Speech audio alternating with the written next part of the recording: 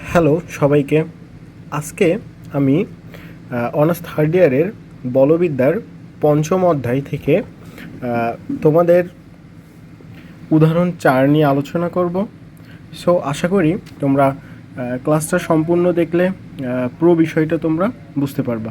So খেয়াল করো, এখানে আমাকে মূলত বলেছে যে একটা সুষম বৃত্তাকার রিংয়ের ব্যাসের সাপেক্ষে এর জ্যাডা ভ্রামক নির্ণয় করতে হবে।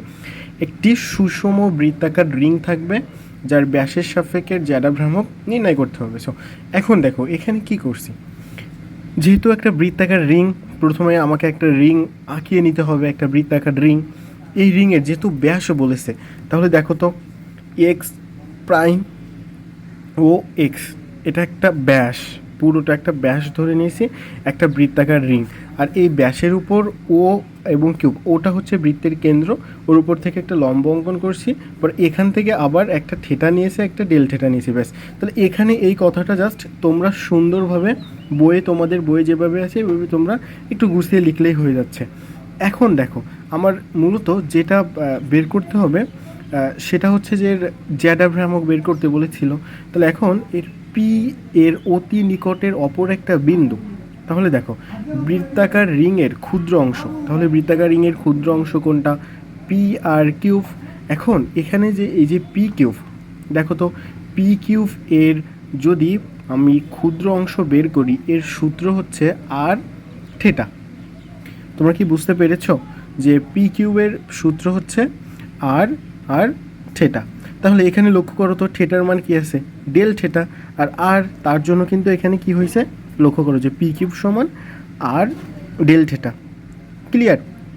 এখন দেখো আবার পিএন হচ্ছে, এই যে পিএনটা হচ্ছে কি, যে পি বিন্দু হতে ও এ এর উপর লম্ব হলে, যদি ও এর উপর ওটা লম্ব হয়, তাহলে পিএন এর মানটা এই যে আর সাইন থেটা, এটা কিভাবে আসলো?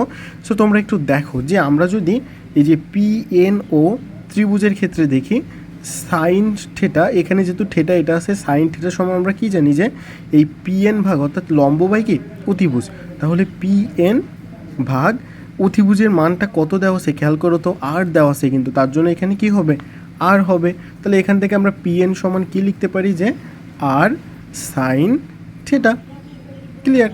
তাহলে এখানে দেখো এই যে পিএন সমান আর সাইন থেটা, তার জন্য কিন্তু আমরা পিএন সমান আর সাইন থেটা লিখছি। এটা ক্লিয়ার?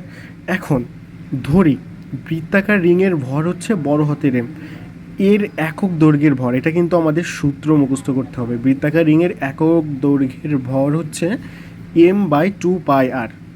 ক্লিয়ার? তাহলে এখন পি কিউব ক্ষুদ্র অংশের ভর, পি কিউব যে ক্ষুদ্র অংশ, অর্থাৎ এই যে পি এবং কিউবের ক্ষুদ্র অংশ হচ্ছে এম 2πr, আর পি কিউবের মান কত পেয়েছিলাম?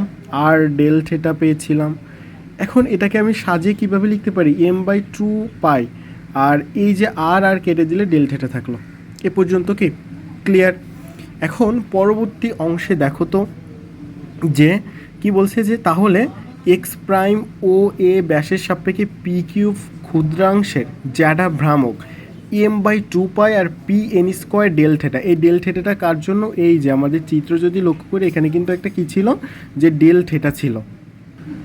এই ডেল থেটার জন্য এখানে এই যে M by 2π P N square del theta, এখন জাস্ট মানগুলো বসাই দিতে হবে। তাহলে এম বাই 2π রেখে দাও, পি এন স্কোয়ার মানে পি এনের মান আমরা কি জানি, যে আর সাইন থেটা, তার জন্য আর সাইন থেটার উপরে স্কোয়ার ছিল, স্কোয়ার রেখে দিলাম ডেল থেটা।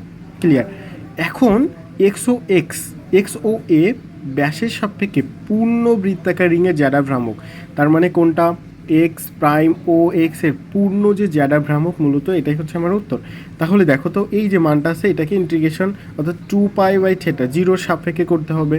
আর এখানে কি আছে? R square sine square theta del theta. এখন এখান থেকে কি করছি দেখো, এই যে এম আর স্কোয়ার, এই এম আর স্কোয়ারটা রেখে দিয়েছি, এখানে 2π রেখে দিলাম।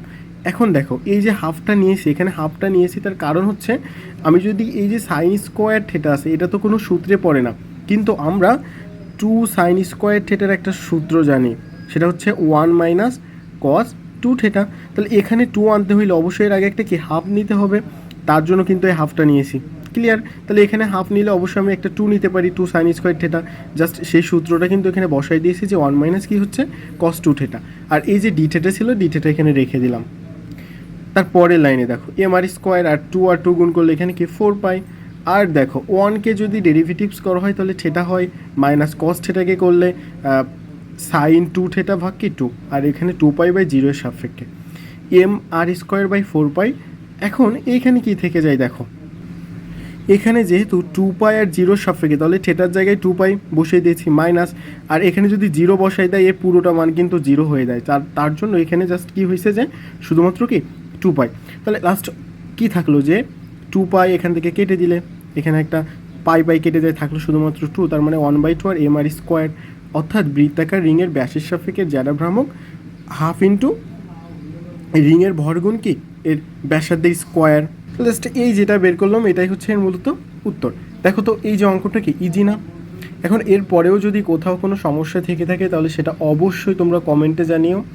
আর যারা ইউটিউব থেকে দেখছো তারা অবশ্যই একটা সাবস্ক্রাইব করে দিও, আর যারা ফেসবুক থেকে দেখছো তারা অবশ্যই লাইক এবং শেয়ার করো। সো সকলে ভালো থেকো।